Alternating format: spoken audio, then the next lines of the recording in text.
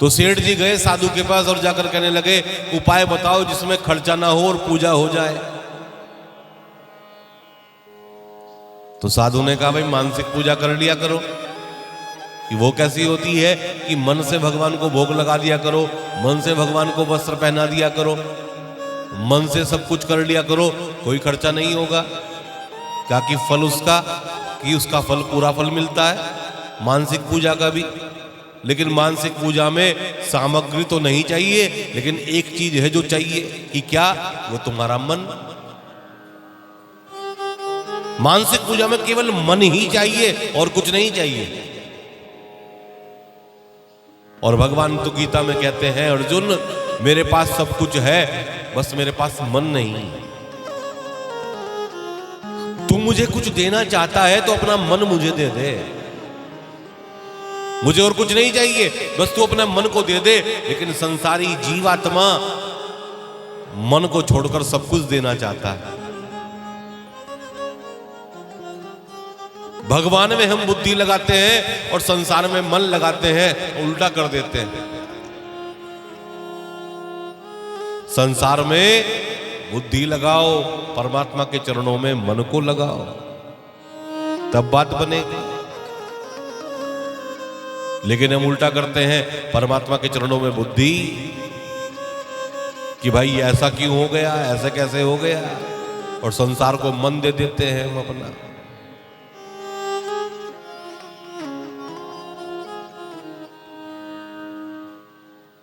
तो सेठ जी ने कहा कि मानसिक पूजा करने से मुझे वही फल प्राप्त होगा ना, कि हाँ वही फल प्राप्त होगा। अब सेठ जी अपने घर गए और मानसिक पूजा करते हैं, मन से पूजा करते हैं। ठाकुर जी आइए, भोग लगाइए।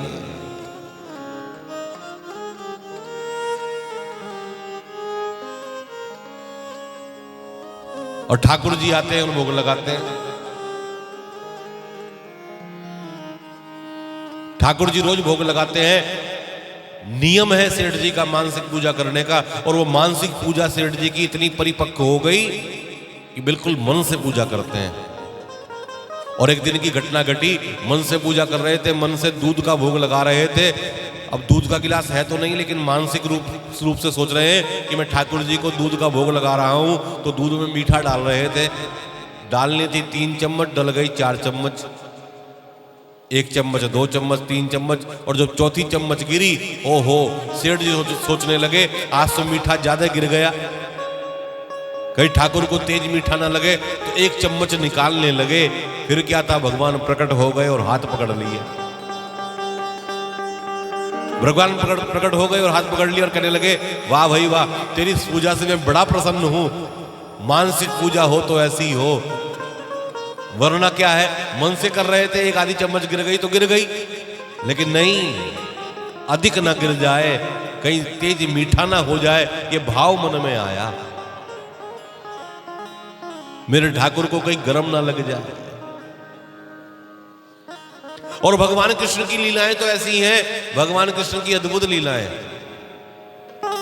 भगवान ने अग्नि का पान भी किया है। भगवान ने इस लीला में अग्नि का पान किया, अग्नि आग पी गए। और एक दिन यशोदा ने दूध दिया, ग्वाल वालों ने देखा ये तो आग पी गया। लेकिन एक दिन यशोदा ने दूध दिया, कहा कि ये दूध पी ले कन्हैया, तो कन्हैया ने कहा बड़ा गर्म है ये, आग पी जाते हैं, दूध में फूंक मारकर पीते हैं। ऐसी लीलाएं भगवान कर रहे हैं। मन का प्रभाव बहुत पड़ता है। 2 मित्र थे, दोनों को मंदिर जाना था, बीच में वर्षा हो गई, तूफान आ गया, दोनों मित्र रुक गए। एक बरामदे में रुक गए, एक घर का बरामदा था उसमें रुक गए, वर्षा हो रही थी। अब एक मित्र कहने लगा, भाई मंदिर जाना चाहिए, यहां खड़े होकर समय व्यतीत क्यों करें, ताकि वर्षा बहुत तेज है। कि कोई बात नहीं। फिर भी एक मित्र कहने लगा, भाई मैं तो जब तक वर्षा नहीं रुकेगी मैं नहीं जाऊंगा। दूसरा मित्र मंदिर पहुंच गया और एक व्यक्ति वहीं पर रह गया। वो घर किसी वैश्या का था। वैश्या के घर के बरामदे में व्यक्ति रुक गया और एक मित्र जो है मंदिर पहुंच गया। कथा का सारांश है, जब दोनों की मृत्यु हुई तो स्वर्ग किसको मिला? जो वैश्या के बरामदे में रुका था। नरक में कौन गया? जो मंदिर गया था। परीक्षित ने कहा महाराज ये तो उल्टा बता रहे हैं आप, मंदिर जाने वाले को नरक मिल गया और वैश्या के घर में रुकने वाले को स्वर्ग कैसे मिल गया? तो बताया सुखदेव जी ने कि जो मंदिर गया हुआ था, मंदिर तो गया, भगवान तो उसके सामने थे, लेकिन चिंतन क्या चल रहा है? अरे मेरा मित्र उस वैश्या के घर पर रुक गया। इस समय वो वैश्या से बात कर रहा होगा, वैश्या उससे बहुत मीठी मीठी बातें कर रही होगी, ये मन में चल रहा है। मंदिर जाकर भी अपने मित्र के बारे में सोच रहा है, और जो वैश्या के घर के बरामदे में रुका हुआ है वो ये सोच रहा है मैं तो यहां रह गया, मेरा मित्र इस समय पूजा कर रहा होगा। मंदिर पहुंच गया, वो ठाकुर जी की सेवा कर रहा होगा, अर्चन वंदन कर रहा होगा। तो मन से सोच, भले ही जगह कहीं भी है लेकिन मन से मंदिर का चिंतन है, और मंदिर में खड़े होकर भी संसार का चिंतन करने से नरक ही मिल जाता है। हम क्या सोच रहे हैं? देखो, मन से किया हुआ पुण्य का फल भी मिल जाता है, लेकिन मन से किया हुआ पाप का फल नहीं मिलता। आप मन से भगवान की पूजा करो, उससे भगवान प्रसन्न हो जाएंगे। इसलिए भगवान को कुछ देना तो मन देना, भगवान को कुछ अर्पण करना तो अपने मन को अर्पण करना, भगवान के चरणों में कुछ चढ़ाना तो अपने मन को चढ़ाना। जैसे अपने मन को भगवान के चरणों में बांध कर रखना, जैसे रबड़ बैंड होता है ना, रबड़ बैंड को एक कील पर बांधो, रबड़ बैंड को एक कील पर बांधो और उस रबड़ बैंड को आप खींचो तो बहुत दूर तक खिंच जाएगा, लेकिन जब छोड़ोगे तो कहां जाएगा? जहां पर बंधा होगा। बस उसी तरह से अपने मन को भी आप करना, अपने मन को भगवान के चरणों में बांध दो, और फिर संसार में चाहे आप कहीं भी चले जाओ, किसी से भी व्यवहार कर लो, आप कहीं भी चले जाओ, लेकिन छूटोगे तो कहां जाओगे? सीधा भगवान के चरणों में, जहां से आपका मन बंधा होगा। क्योंकि मन ही राम को मिलाता है और मन ही संसार में हमें भटकाता है।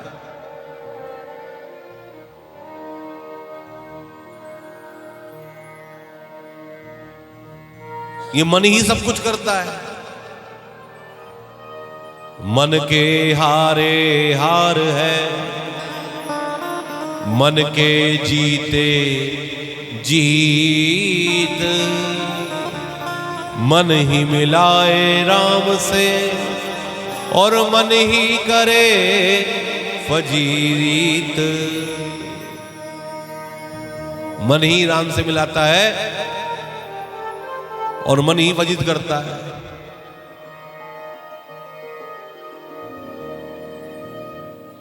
सुखदेव जी कहते हैं इसके बाद भगवान ने लीला की। भगवान ने कहा सब ग्वाल वालों को चलो भाई, कल वन में ही भोजन करेंगे, वन में बैठकर भोजन करेंगे। बछड़ों को चराने के लिए तो हम जाते ही हैं, सब अपने अपने घर से भोजन लेकर आएंगे। सब लोग अपने अपने घर से भोजन लाने लगे। भगवान का एक मित्र है श्रीदामा। श्रीदामा ने अपने घर जाकर अपनी मैया से कहा माँ कुछ भोजन दे दो, कुछ ले जाने के लिए, वन में भोजन करेंगे सब ग्वाल बाल। माँ ने कहा कि हम गरीब हैं, हमारे घर में तो कुछ भी नहीं है। माँ कुछ तो होगा, तो कई दिनों का बासी छाछ दे दिया कि लेकिन किसी को देना मत। सब ग्वाल बाल अपने अपना भोजन लेकर आए। मध्याह्न का समय हुआ, बछड़े चढ़ने के लिए गए। कन्हैया ने कहा भाई सब लोग आ जाओ, अपना अपना भोजन लेकर बैठकर भोजन करेंगे। बीच में भगवान बैठ गए, चारों तरफ ग्वाल बाल बैठ गए और सब विभिन्न प्रकार के पदार्थ लेकर आए। कोई पूरी ले आया, कोई पराठा ले आया, कोई मिठाई ले आया, कोई रबड़ी, कोई रसगुल्ला ले आया, कोई अचार ले आया। विभिन्न तरह के अचार लेकर आए। भगवान ने अचार को, आम के अचार को उंगली में फंसाया, नींबू के अचार को उंगली में फंसाया, करेले के अचार को नींबू उंगली में फंसाया, और कभी आम के अचार को चाटते हैं, कभी नींबू के अचार को चाटते हैं। मिला जुलाकर सब भोजन करने लगे। तभी देखा श्री दामा हमारे बीच में नहीं है, तो देखा श्री दामा दूर बैठा है एक पत्थर के ऊपर अपने पात्र में बासी छाछ लेकर, ताकि मेरी गरीबी का मजाक न उड़े।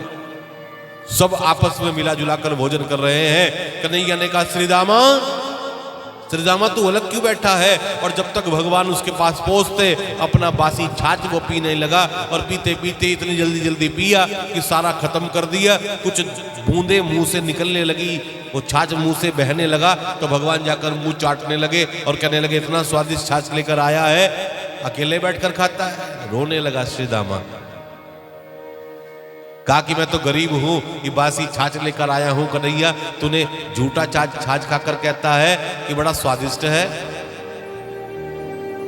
भगवान ने कहा नहीं, अपने आप को गरीब मत कहना, तू मेरा मित्र है, चल मेरे साथ बैठकर भोजन कर। और अपने साथ बैठकर भोजन कराया, और श्री दामा को रोज अपने घर पर भोजन कराया करते थे भगवान।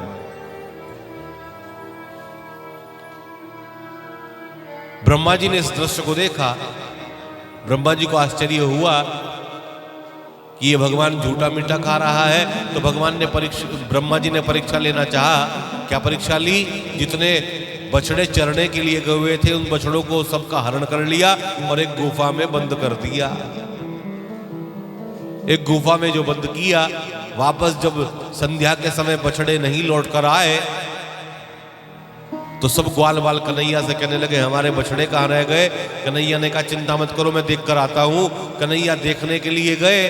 अब ब्रह्मा जी ने सारे ग्वाल बालों को भी उस गुफा में बंद कर दिया। कन्हैया वापस आए तो पता चला ओहो, बछड़े भी गायब हैं, ग्वाल बाल भी गायब हैं, सब कहाँ चले गए? ध्यान लगा कर देखा तो पता चला ओहो, ब्रह्मा जी मेरी परीक्षा लेना चाहते हैं। तो नारायण ने क्या किया, भगवान ने क्या किया, एक ब्रह्मा का रूप बनाया और ब्रह्मलोक में जाकर बैठ गए और द्वारपालों से कह दिया कि नकली ब्रह्मा घूम रहा है, उसको अंदर मत आने देना। स्वयं ब्रह्मलोक में बैठ गए। और ब्रह्मा जी जब ब्रह्मलोक में गए तो द्वारपालों ने दाढ़ी को खींचा, अरे नकली ब्रह्मा बनकर घूमते हो? ब्रह्मा जी ने कहा अरे भाई असली ब्रह्मा मैं हूं। कि नहीं, असली तो अंदर बैठे हैं। तभी नारायण जो ब्रह्मा का रूप बनाए हुए थे वो भी द्वार पर आ गए। और द्वारपाल कभी इनको देखते हैं कभी इनको देखते हैं, असली कौन से हैं? ब्रह्मा जी ने देखा ये तो नारायण है, प्रणाम किया, हाँ भाई असली तो यही है, मैं तो वाकई नकली हूं। और दिव्य स्तुति की।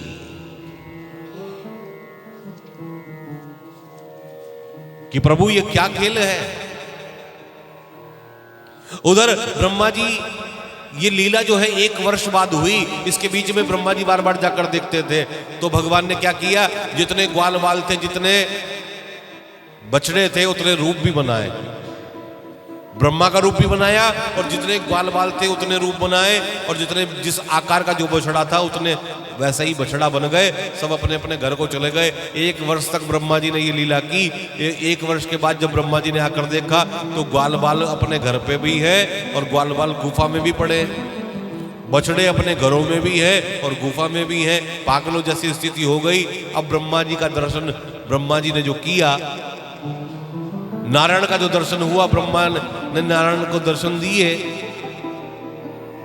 नारायण ने दर्शन जो दिए, पहचान गए ये तो असली ब्रह्मा यही है। प्रभु ये क्या लीला है, आप झूठा मीठा खा रहे थे तो मुझे लगा कि ये कैसे ब्रह्मा कैसे नारायण है आप। दिव्य स्तुति की। कहा कि मैं जगत में जाकर कुछ भी कर सकता हूं, निज इच्छा निर्मित तनु माया गुण गोपाल। अद्भुत लीला की भगवान ने।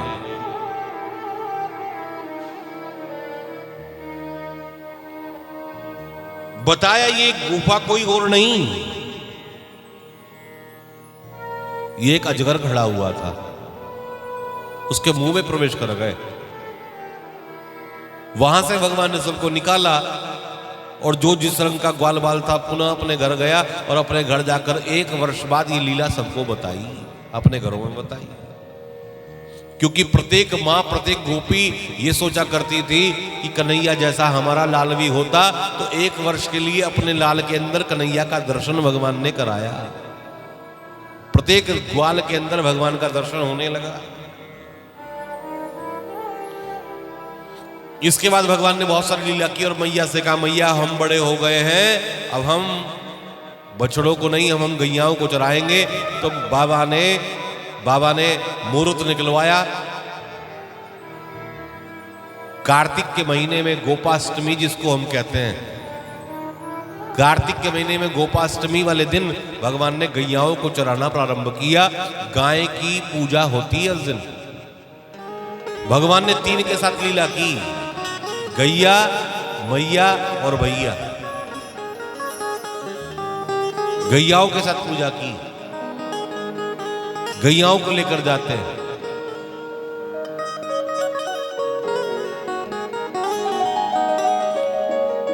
छोटी छोटी गैया, छोटे छोटे ग्वाल, छोटी छोटी गैया, छोटे छोटे ग्वाल।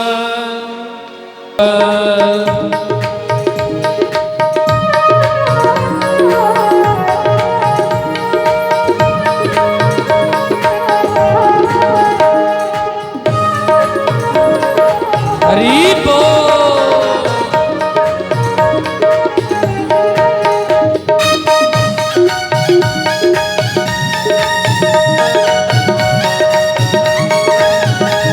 जय हो।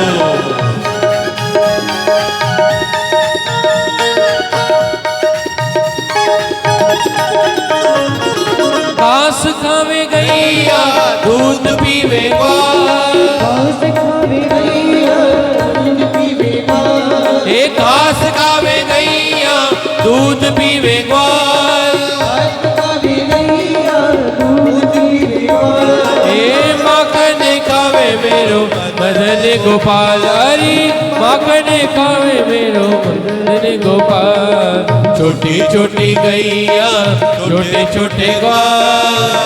छोटे गैया, छोटे छोटे ग्वाल। छोटो सो मेरो मदन गोपाल। हरि छोटो सो मेरो मदन गोपाल।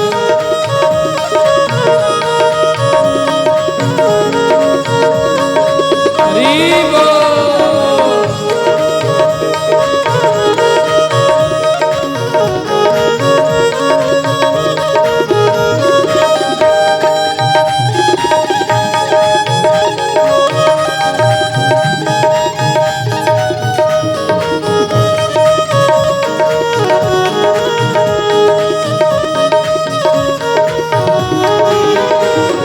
छोटी छोटी लकुटी, छोटे छोटे हाथ। छोटी छोटी लकुटी, छोटे छोटे ग्वाल। ये छोटी छोटी लकुटी, छोटे छोटे हाथ। छोटी छोटी लकुटी, छोटे छोटे ग्वाल। ओ पंछी बजावे मेरो मदन गोपाल। हरि पंछी बजावे मेरो मदन गोपाल। हरि पंछी बजावे मेरो मदन गोपाल। हरि पंछी बजावे मेरो मदन गोपाल। छोटी छोटी गैया, छोटे छोटे ग्वाल। छोटी गैया, छोटे छोटे ग्वाल। छोटो सो मेरो मदन गोपाल। हरि छोटो सो मेरो मदन गोपाल।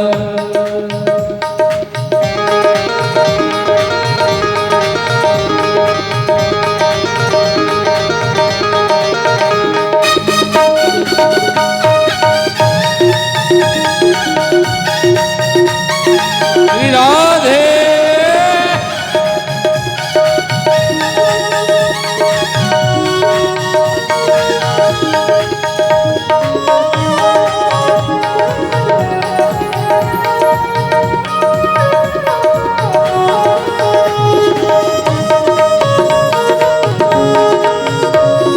छोटी छोटी सखियां मधुबन बाग। छोटी छोटी सखियां मधुबन बाग। ये छोटी छोटी सखियां मधुबन बाग।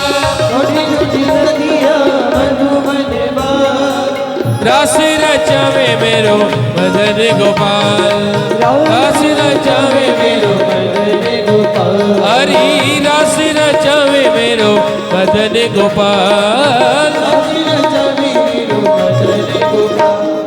छोटी छोटी गैया छोटे छोटे ग्वाल छोटे गैया छोटे छोटे छोटो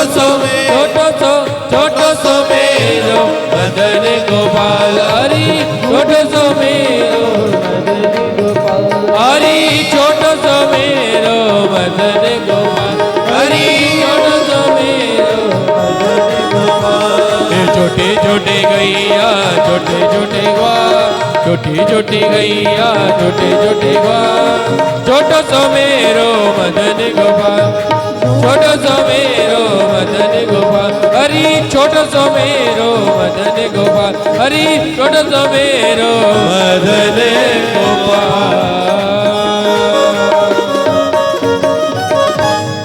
जय जय श्री राम जय जय श्री राम